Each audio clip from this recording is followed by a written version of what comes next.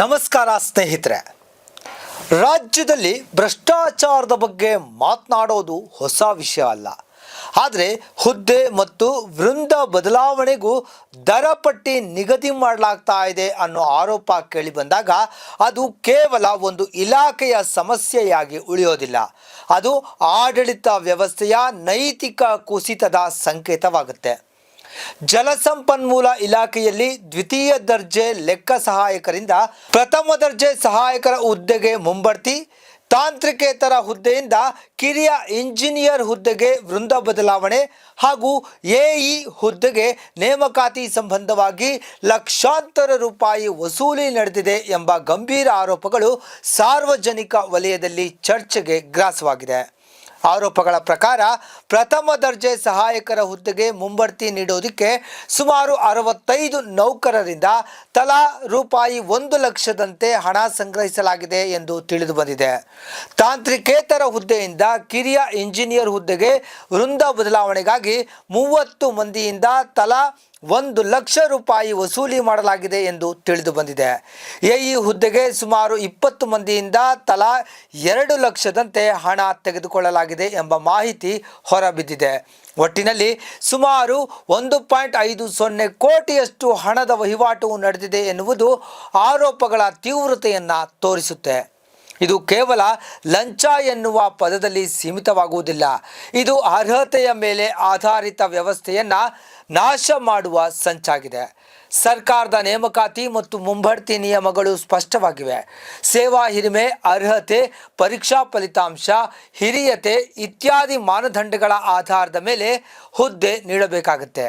ಆದರೆ ಹಣವೇ ಮಾನದಂಡವಾಗಿ ಬಿಟ್ಟರೆ ಆಡಳಿತದ ಶುದ್ಧತೆ ಎಲ್ಲಿ ಉಳಿಯುತ್ತೆ? ಇಲ್ಲಿ ಇನ್ನೊಂದು ಗಂಭೀರವಾದಂತಹ ಸಂಗತಿ ಗಮನವನ್ನು ಸೆಳೆಯುತ್ತೆ. ಕೆಲ ಅಧಿಕಾರಿಗಳು ಮೇಲಿನ ಮಟ್ಟದ ಒತ್ತಡ ಇದೆ, ಉನ್ನತ ಅಧಿಕಾರಿಗಳಿಗೆ ಕೊಡಬೇಕಾಗಿದೆ ಅನ್ನೋ ಹೆಸರಲ್ಲಿ ಹಣ ವಸೂಲಿಯನ್ನು ಮಾಡ್ತಿದ್ದಾರೆ ಅನ್ನೋ ಆರೋಪವು ಕೇಳಿ ಬರ್ತಾ ಇದೆ. ಇದು 2 ರೀತಿಯಲ್ಲಿ ಅಪಾಯಕಾರಿ. ಮೊದಲನೆಯದಾಗಿ ಅದು ನೌಕರರನ್ನು ಮಾನಸಿಕ ಒತ್ತಡಕ್ಕೆ ಒಳಪಡಿಸುತ್ತೆ. ಎರಡನೆಯದಾಗಿ ಉನ್ನತ ಮಟ್ಟದ ನಾಯಕರ ವಿರುದ್ಧ ಜನಮನದಲ್ಲಿ ಅನುಮಾನದ ಬೀಜವನ್ನು ಬಿತ್ತುತ್ತೆ. ಹೀಗೆ ಸುಳ್ಳು ಆರೋಪಗಳನ್ನು ಕವಚವಾಗಿ ಬಳಸಿಕೊಂಡು ಹಣ ಸಂಗ್ರಹಿಸುವುದು ಇನ್ನಷ್ಟು ಕೀಳು ಮಟ್ಟದ ನಡೆಯಾಗಿದೆ. ವಿಶೇಷವಾಗಿ ಸಿ ವೃಂದಕ್ಕೆ ಅವಕಾಶ ಕಲ್ಪಿಸುವ ನೆಪದಲ್ಲಿ ನಿಯಮಗಳನ್ನು ತಿರುಚಲಾಗ್ತಾ ಇದೆ ಅನ್ನೋ ಮಾತು ಕೂಡ ಕೇಳಿಬರ್ತಾ ಇದೆ. ನಿಯಮ ಬದಲಾವಣೆ ಅನ್ನೋದು ಸರ್ಕಾರದ ನೀತಿ ಮಟ್ಟದ ನಿರ್ಧಾರ.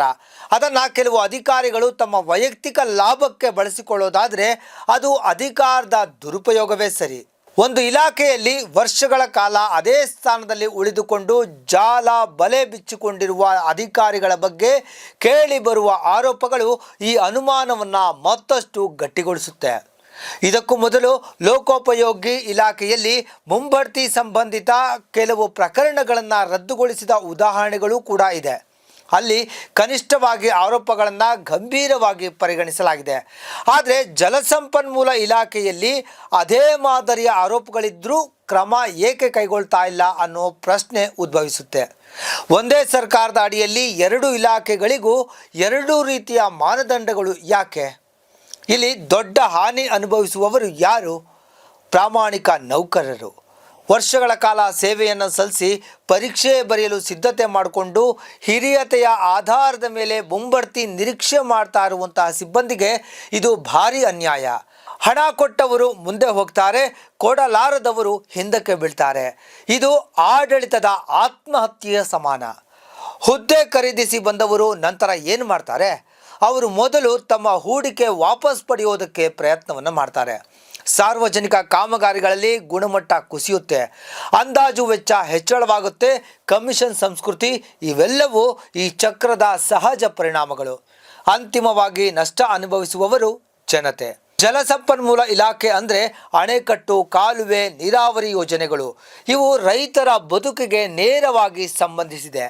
ಇಲ್ಲಿ ಭ್ರಷ್ಟಾಚಾರ ಅಂದರೆ ಅದು ರೈತರ ಹೊಲದ ಮೇಲೆ ಹೊಡೆದ ಕತ್ತರಿ.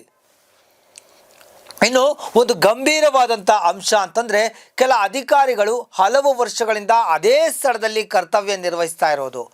ಆಡಳಿತದಲ್ಲಿ ಪದೇ ಪದೇ ವರ್ಗಾವಣೆ ಅನ್ನೋದು ಭ್ರಷ್ಟಾಚಾರ ನಿಯಂತ್ರಣದ ಪ್ರಮುಖ ಸಾಧನ. ದೀರ್ಘಕಾಲ ಒಂದೇ ಸ್ಥಾನದಲ್ಲಿ ಉಳಿದ್ರೆ ಸಂಪರ್ಕ ಜಾಲ, ಒಳಜಾಲ, ಪ್ರಭಾವ ವಲಯ ನಿರ್ಮಾಣ ಆಗುತ್ತೆ. ಇದೇ ಜಾಲ ಭ್ರಷ್ಟಾಚಾರದ ನೆಲೆಯಾಗುತ್ತೆ. ಮೂಲ ಸಮಸ್ಯೆಯನ್ನು ಸರ್ಕಾರ ಗಂಭೀರವಾಗಿ ಗಮನಿಸಬೇಕಾಗಿದೆ. ಆರೋಪ ಸಾಬೀತಾಗುವ ತನಕ ಯಾರನ್ನೂ ದೋಷಿ ಅಂತ ಘೋಷಿಸಲು ಸಾಧ್ಯ ಇಲ್ಲ. ಆದರೆ ಆರೋಪಗಳ ತೀವ್ರತೆ ಮತ್ತು ಮೊತ್ತದ ಪ್ರಮಾಣವನ್ನು ನೋಡಿದ್ರೆ ನಿರ್ಲಕ್ಷ್ಯ ಮಾಡೋದಕ್ಕೆ ಸಾಧ್ಯವೇ ಇಲ್ಲ. ಸ್ವತಂತ್ರ ಮತ್ತು ಪಾರದರ್ಶಕ ತನಿಖೆ ಅನಿವಾರ್ಯ. ಆಂತರಿಕ ತನಿಖೆ ಮಾತ್ರ ಸಾಲದು. ಲೋಕಾಯುಕ್ತ ಅಥವಾ ನ್ಯಾಯಾಂಗ ಮೇಲ್ವಿಚಾರಣೆಯಡಿಯಲ್ಲಿ ವಿಚಾರಣೆ ನಡೀಬೇಕು. ಹಣದ ಹರಿವಿನ ಹಾದಿ ಪತ್ತೆ ಹಚ್ಚಬೇಕು.